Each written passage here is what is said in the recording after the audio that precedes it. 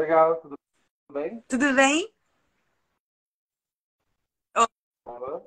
Oi? Oi, tá me ouvindo?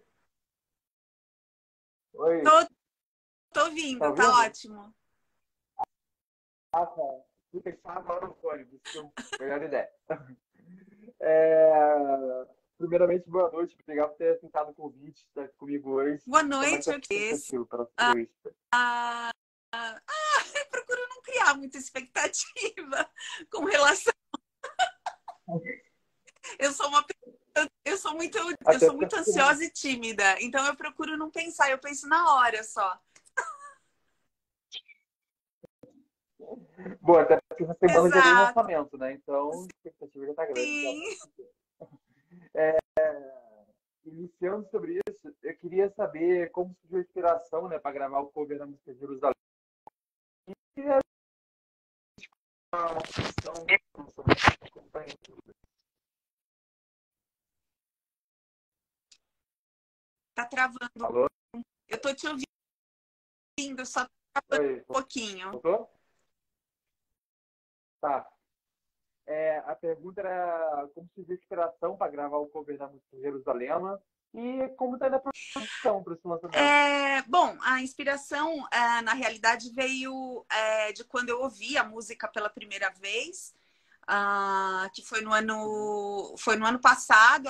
Na realidade, ela foi gravada em 2019, a versão original, pelo Master Kid, na voz da Nancy Buzzy Code, que é uma cantora sul-africana. O Master Kid é um DJ sul-africano também. E aí, então, ela foi gravada em 2019 e lançada em 2000. Ela foi lançada naquele contexto pandêmico. Sim. E, assim, na realidade, ela foi gravada em 2019 e em 2020, no meio da pandemia. Eles deram, o Master Kid e a Nonsibo deram uma mexida na música e resolveram, em meio à pandemia, como se fosse uma espécie de clamor Uhum. a Deus, de louvor, pedindo para que Deus os levasse a todos para o paraíso celestial, que é a cidade de Jerusalém. Quando eu ouvi a música no ano passado, que na realidade em 2021, isso em 2020, em 2021 ela viralizou porque o Burna Boy, que é um cantor e compositor nigeriano, hoje já estourado no mundo inteiro, ele regravou, ele fez uma versão dele e aí ela viralizou. E eu tomei contato com a música em Uhum. 2020, no ano passado, e fiquei muito impressionada com o ritmo, porque é uma coisa extremamente contagiante. E aí começou aquela série de danças na internet, porque aí, né, já estava super estrumbada. E aí, Sim. né, é cantada em Zulu. E aí eu fui procurar a tradução e achei assim, achei uma letra muito, muito, muito impressionante, assim, que dizia tudo, né? Que diz muito a respeito de nós, Uhum. seres humanos, né? Porque é isso, Jerusalém é dos judeus, mas também é dos muçulmanos, é dos católicos, é do negro, do branco, é de todas as raças, credos e etnias. E aqui, este plano, na minha concepção, de acordo com o que eu acho, este plano não é o nosso lugar. Na minha concepção, eu estou aqui realmente de passagem, né? Uma passagem bem breve. E o meu lugar não é aqui, não é neste Sim. plano terreno, né? E aí a música fala sobre isso, né?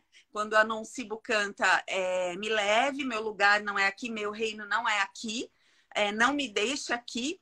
É sobre isso, né? E quando eu resolvi gravar, eu não pensei em clipe, eu não pensei em absolutamente nada, porque pensei, sei lá, é um cover, eu vou só regravar, porque eu gostaria muito de cantar essa música na língua original, que é o Zulu, e eu só fiz o refrão em português. Eu pensei num ensaio fotográfico, e aí eu pensei muito nessa questão, na pacificação entre judeus, cristãos e muçulmanos. Eu quis fazer essa leitura da música. Sim.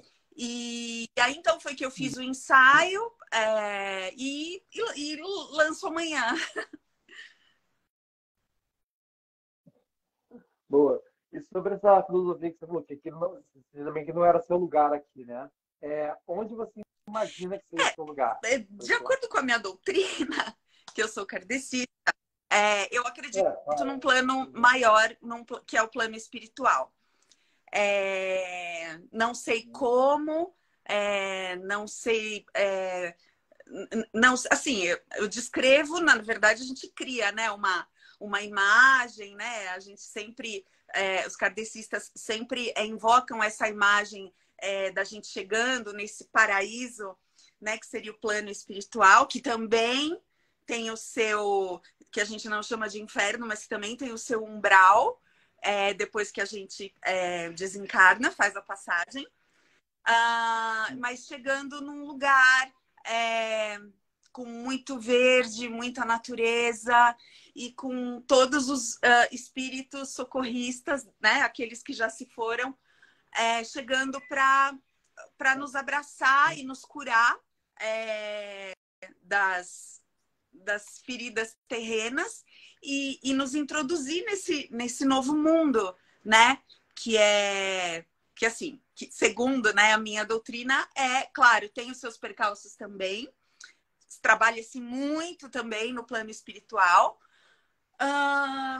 mas que é um mundo, pelo menos teoricamente, mais leve, porque a gente não precisa mais desse corpo. É assim como eu imagino. Legal.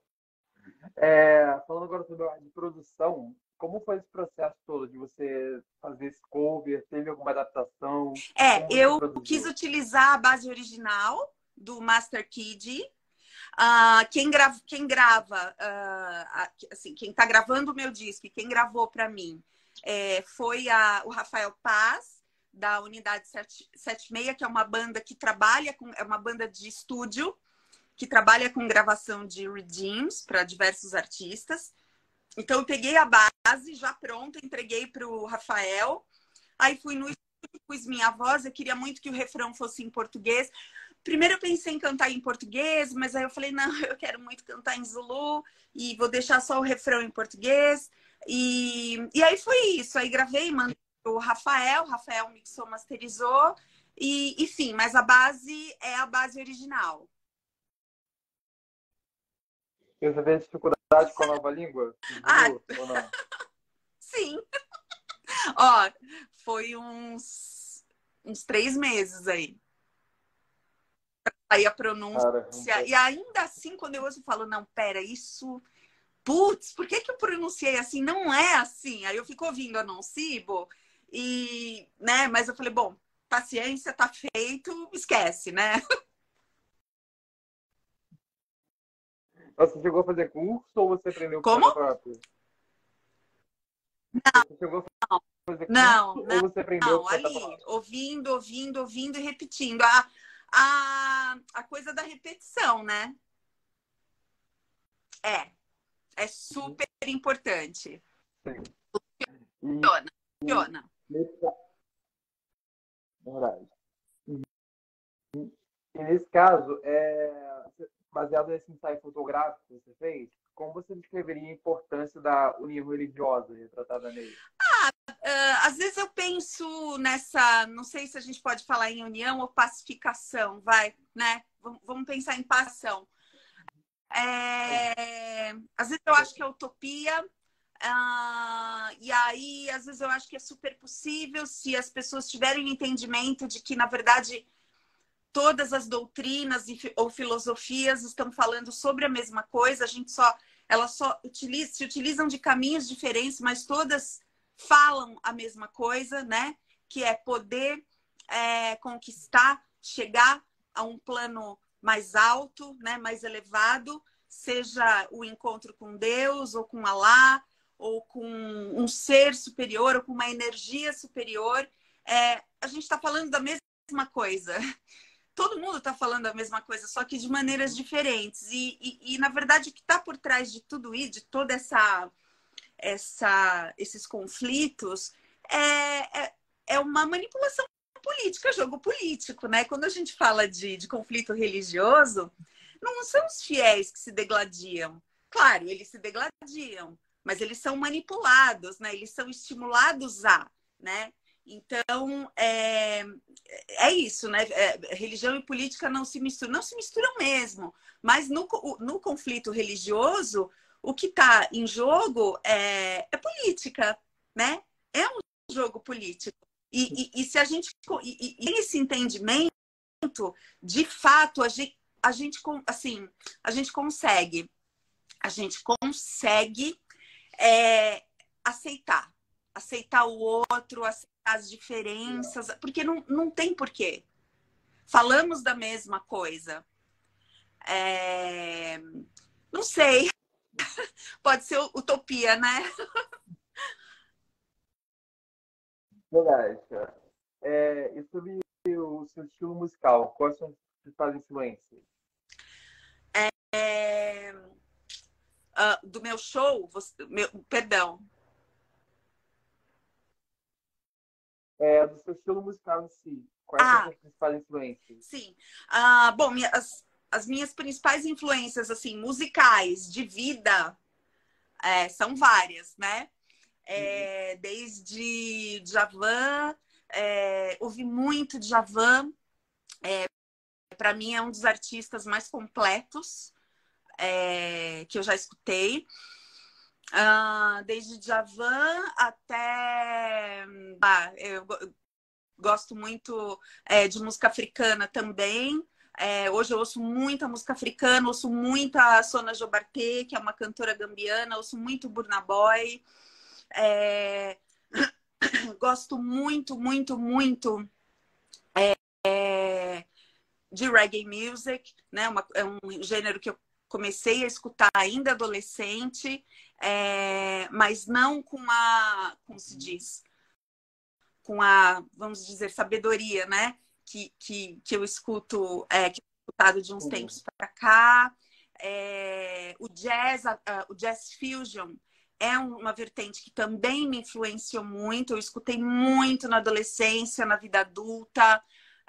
Muito David Sanborn, muito Mike Stern, muito Larry Carlton, muito Manhattan Transfer. Eu gosto muito de grupos vocais, eu gosto muito das linhas vocais. Então, essas são as minhas influências, assim, musicais na vida, né? Sim.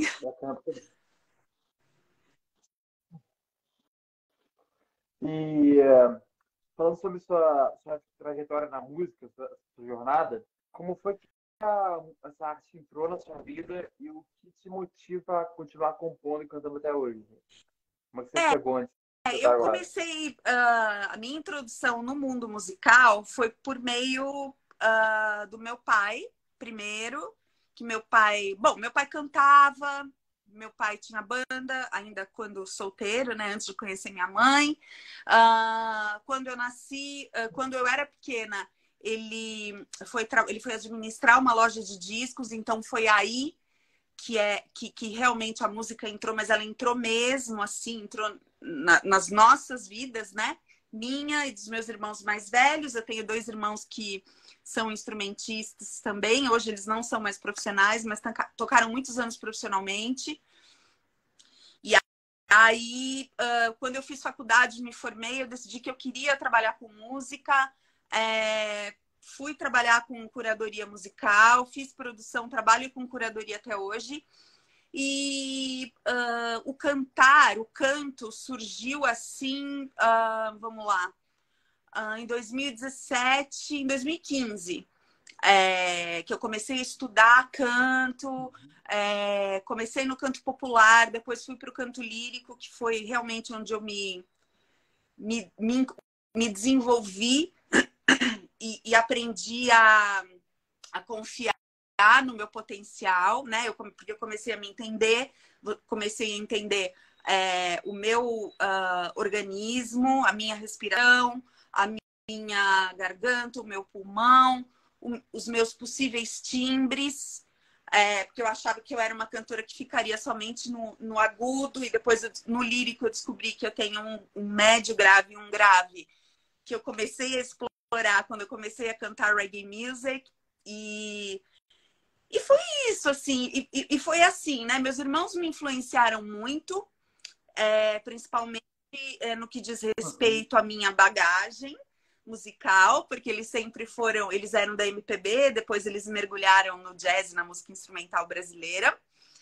Então eles me influenciaram muito, porque eu ia muito atrás deles, assim. Eu tinha os meus gostos, mas assim, eu seguia muito o que eles traziam para eu ouvir, o que eles me mostravam.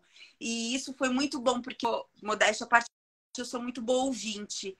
Eu aprendi a ouvir muito e eu ouvi. Eu ouvi muito, porque quando criança e mesmo adolescente, eu não era muito de sair, assim, e se eu saía, eu ia para show, sabe? Umas coisas assim, eu não tinha, não era, né? Eu ia para show, ia para cinema, mas era sempre a música, eu ia ver meus irmãos tocarem, e aí em casa, ouve disco, depois... E então eu acho que eu apurei, acho não, com certeza eu apurei muito a minha audição. E aí, essa audição apurada é o que me faz, como se diz, é o que me faz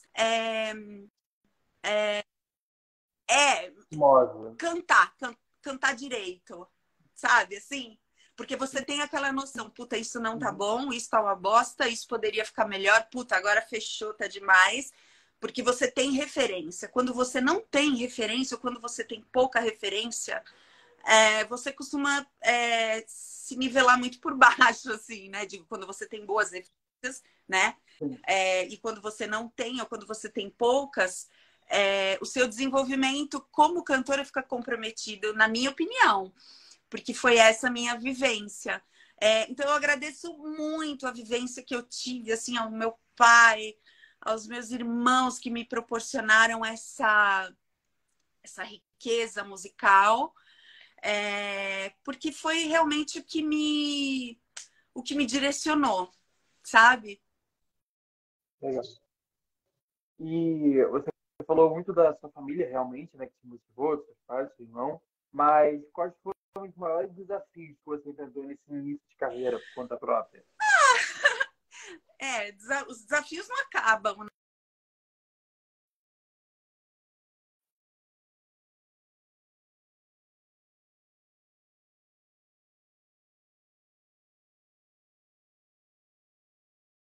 Cantar. Eu acho que foi o maior desafio entender que eu posso e me destravar, assim, me soltar de algumas amarras, porque aí a gente, quando fica mergulhado muito num determinado gênero, no meu caso, foi a música instrumental e o jazz, né? Que é uma vertente super, super exigente, assim, né? Com quem pratica. Então, eu tinha muita rigidez comigo mesma. Não acho que tenha sido uma coisa ruim, muito pelo contrário, é o que eu te falo. Isso me ajudou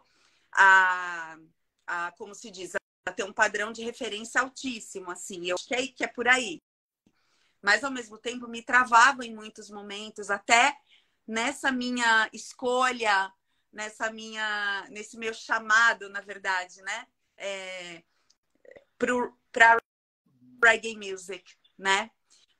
Então, acho que foi isso. Assim, eu acho que o meu maior desafio foi esse. E continua sendo, assim, né? Eu sou, de uma forma geral, muito exigente comigo, com tudo que eu faço. Isso, às vezes, emperra. E aí eu entendi que eu precisava de um diretor musical, que eu não podia sair ensaiando e tocando, e gravando e fazendo show.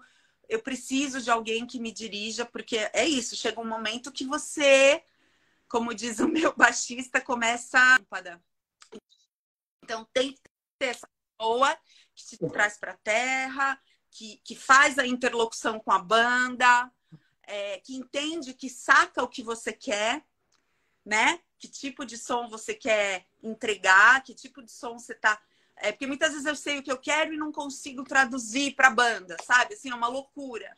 E o cara que me dirige hoje, ele é maravilhoso. Ele, assim, na primeira conversa, ele entendeu tudo. E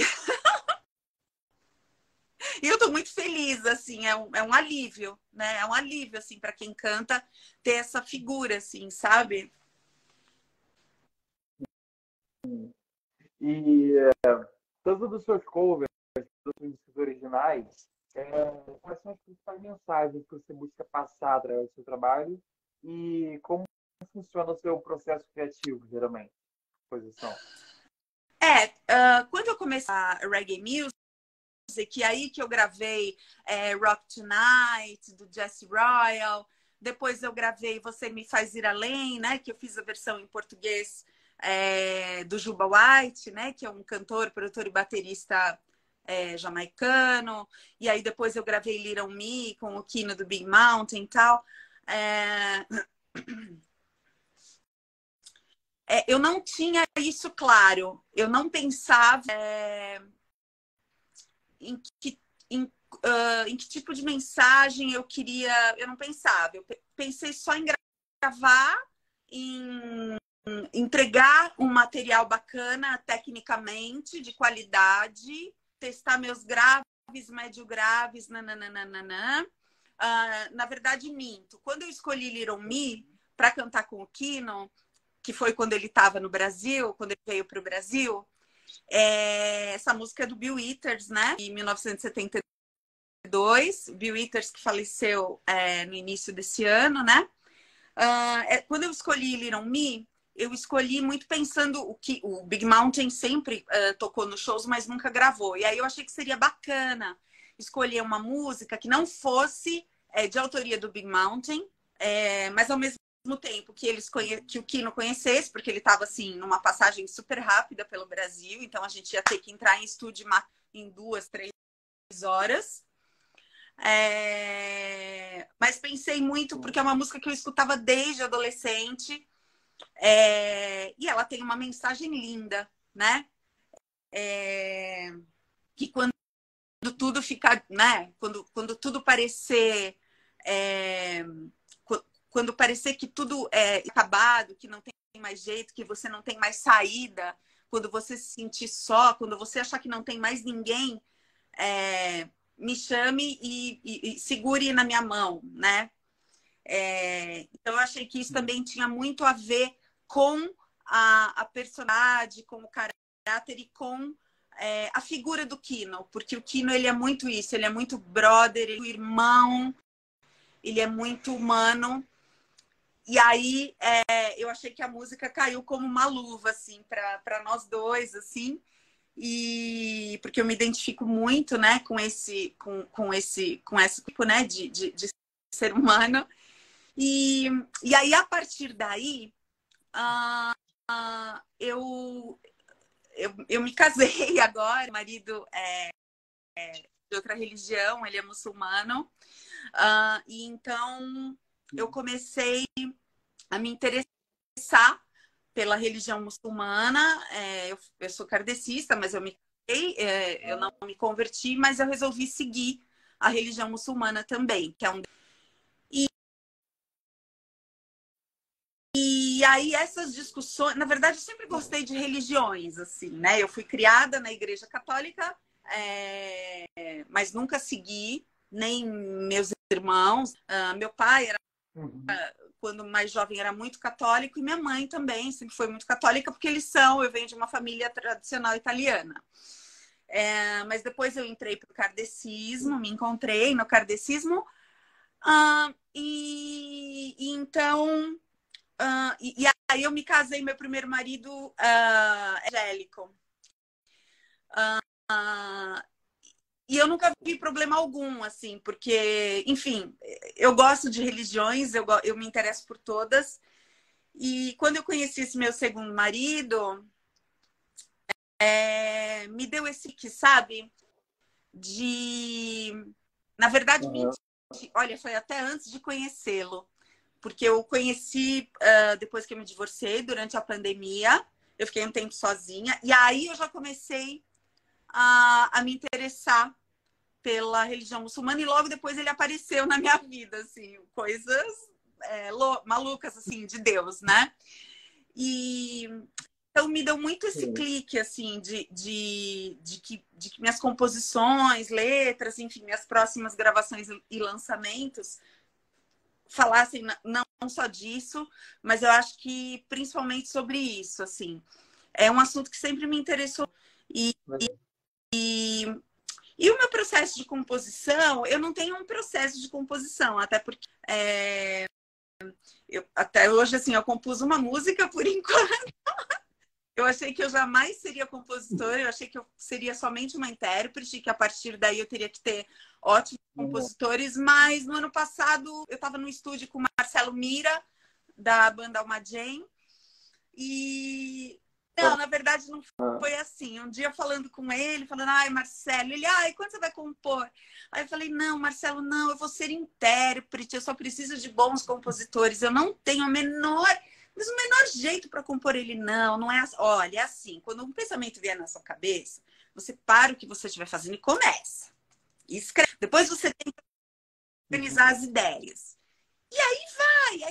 Imagina, Marcelo. Bom, aí, sei lá, questão de, não sei, acho que uns 2 meses, um mês. Eu tava deitada, assim, era pandemia. Não, não era. Foi o ano passado, eu acho. O 2021. Sim, tava Foi o ano saindo da pandemia passado, ali, né, mais início ou do ano menos. passado. Sei lá, eu tava deitada e de repente começou a vir uns pensamentos, sabe, assim, umas frases já meio prontas, sobre igualdade social e religião enfim. Nossa, aí eu levantei e comecei a pôr no papel, juro. E eu comecei a pôr em forma de verso, tipo música pronta, parecia uma psicografia, que eu tava psicografando. No seguinte, eu liguei para o Marcelo, falei, Marcelo, ele ia gravar. Aí a gente se encontrou no estúdio, aí ele olhou a letra, ele falou, tá bárbara, mas eu vou fazer algumas modificações, porque eu acho que você fala muito não na música. Ele, vamos falar mais sim. Não, eu falei, beleza. Aí essas alterações, não, ficou perfeita. Aí ele pensou na letra, né? Aí ele pensou numa melodia e essa vai entrar no meu primeiro disco. A gente ainda não gravou porque eu tô gravando outras coisas, mas ficou uma composição linda, assim, ontem, de novo, assim, eu tava deitada e aí eu comecei a escrever, assim, umas frases e saiu de novo, assim, em versos, sobre as questões religiosas também. E saiu, assim, tipo, a segunda composição. Então eu não tenho processo. Elas nascem do mesmo jeito, né? Você tá deitada, vem, nasce do mesmo jeito. O negócio é deitar, é na horizontal. Mas sobre esse aprendizado, né? Essa segunda que aconteceu ontem, você acha que tem uma forma certa de compor ou cada um pode ser de um jeito? Não, tem técnicas. Tem técnicas. Você tem, inclusive, cursos, né? Universitários, né? Para isso, né? Para te ajudar nesse processo. Eu acho que tem muita gente, por exemplo, sei lá, muito artista, o Djavan, né? Pelo que eu já li dele, as inúmeras entrevistas, para ele sempre foi um fenômeno natural, né? Ele é isso, ele tá num lugar, ou ele tá deitado, ou ele tá. A ideia vem, ele, né? Não, eu acredito que muita gente componha dessa maneira, mas tem técnica, sim. Inclusive, é um curso que eu estou super afim de fazer, porque te ajuda muito nesse processo, tanto música como letra, né? Tanto a composição como a guia. Sim. E outra pergunta como você enxerga o papel da música, já falou muito de religião também, né, de política, como você enxerga o papel da música em promover a paz e a tolerância na sociedade? Qual é a influência dela? Eu acho que... bom, assim, eu sou suspeita. Eu acho que a música tem um poder para de promover mudanças internas e externas. Acho que mais internas. Eu falo por experiência própria. Como eu sou uma pessoa muito conectada com a música, E a música, assim, ritmo, melodia, letra, enfim. Eu acredito sim que a música ela é capaz de promover mudanças, como se diz, significativas no ser humano, assim, internamente e tal.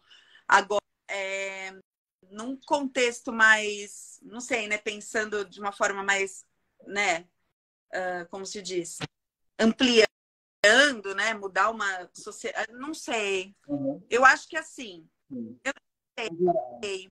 Eu No não sei geral. te Tá. dizer. Não sei. Eu gostaria muito que ela tivesse esse poder. Eu acho que é válido você levar as mensagens, você promover essa, como se diz, esse tipo de, de atitude, assim, né? Através de qualquer, não só a música, mas qualquer forma de arte tem esse papel. Mas eu acho que tem sino, assim, não sei, assim, sei lá, depende muito do que se ouve, do que a maioria ouve, sei lá, uma pessoa gritando sobre, né, adianta, né?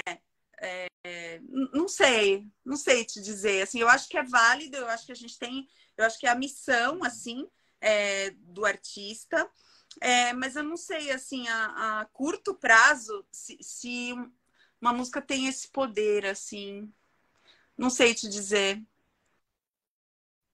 Legal. Hum. E por último, quais são os aspectos mais gratificantes e desafiadores de trabalhar com a música? Ah, eu acho que gratificantes para o artista, eu acho que é o reconhecimento, né? Claro, tudo que vem junto, dinheiro, nananã, lógico, é super gratificante. Mas, assim, eu acho que o reconhecimento é o mais gratificante, assim. E eu acho que o maior desafio, e não é um fenômeno de hoje em dia, que, né, o mundo, é fazer o seu trabalho chegar ao maior número de pessoas, principalmente quando se é independente, né? É uma luta diária, uma luta Sim. eterna, que você tem que conseguir. Eu acho que esse é o maior desafio, assim. Falando sobre esse negócio de ser independente, em relação ao mercado, como você realmente lida com as pressões, expectativas que impõem, como é lidar com esse mundo? É meio cruelzinho, né? É cruel, é incerto. É... Eu, assim, no início, eu entrei, assim, tive muitas crises, assim, né? Porque, o que eu tenho que fazer, eu sei, mas e o como? Né? Quais as ferramentas? A gente sabe que tudo Sim. é dinheiro, né? Tudo é dinheiro. Sem dinheiro você não inicia nada, você não, né? Não concretiza, você não inicia, não termina, não, né? Não impulsiona, não, você não faz acontecer, né? Milagre não tem, né? Não vamos ser ingênuos. Mas eu entendi também nesse universo independente, como se diz? Você tem outras formas, né, que não as convencionais. Tudo bem, é mais demorado? Vai ser mais demorado? Vai ser mais demorado, né? Talvez não chegue no tempo que você... Uhum. Mas é isso, assim, é um exercício de paciência que eu acho que se eu tivesse começado mais cedo, eu não conseguiria, eu desistiria. Porque quando se é mais novo, o nosso nível de paciência, ele é bem menor, né? Paciência é uma coisa que vem com a maturidade, não Sim. adianta. Então, se eu tivesse começado isso há 10 anos atrás, por exemplo, zero paciência, não daria. Chega, não dá. É, mas hoje, assim, sabe, as coisas acontecem no tempo de Deus, então elas vão acontecer quando tiverem que acontecer, e se não acontecerem na minha, na minha crença, é porque não tinham que acontecer, é porque você não era, vamos dizer, merecedor, né?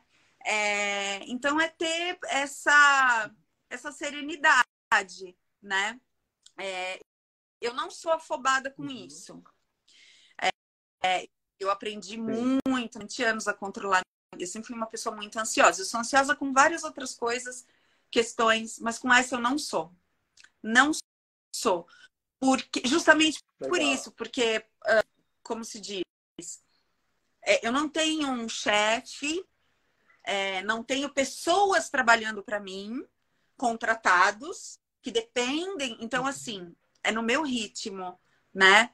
E eu tenho conseguido coisas muito bacanas, assim, porque também, claro, eu conheço muita gente, eu tô nesse universo há mais de 25 anos, então tudo é um pouco mais rápido e mais fácil, óbvio, né? Não é que eu, do nada, resolvi cantar, não. Então, lógico, um bom network facilita, é meio caminho andado. E eu acho que a outra parte é isso, é perseverança, é grana sim, né?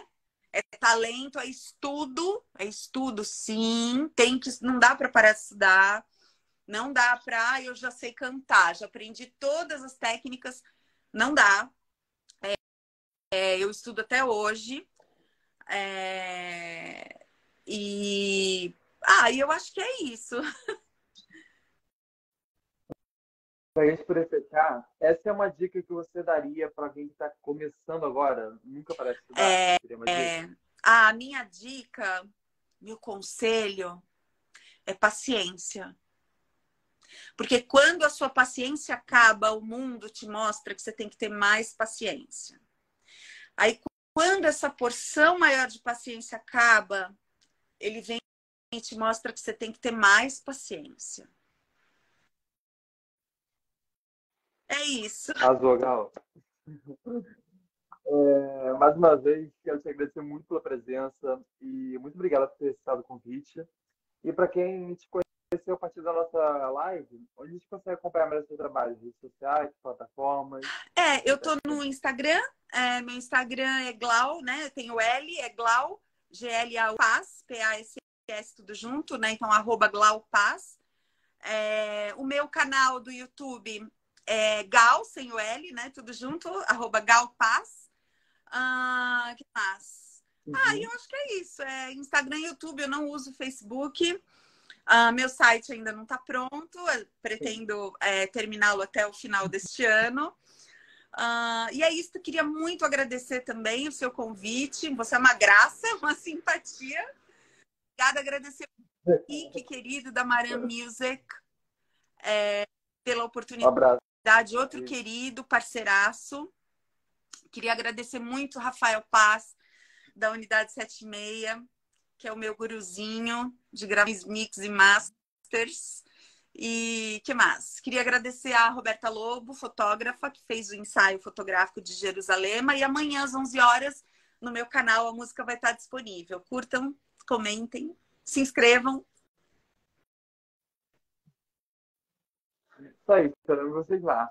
E então foi isso, galera. Mais uma vez, lembrando a vocês que perderam alguma parte da live ou querem rever, ela está aqui no Instagram ou nas plataformas YouTube, Spotify, Apple Podcast. Pode procurar por Entrevista. Até a próxima, Gal. Valeu. Valeu!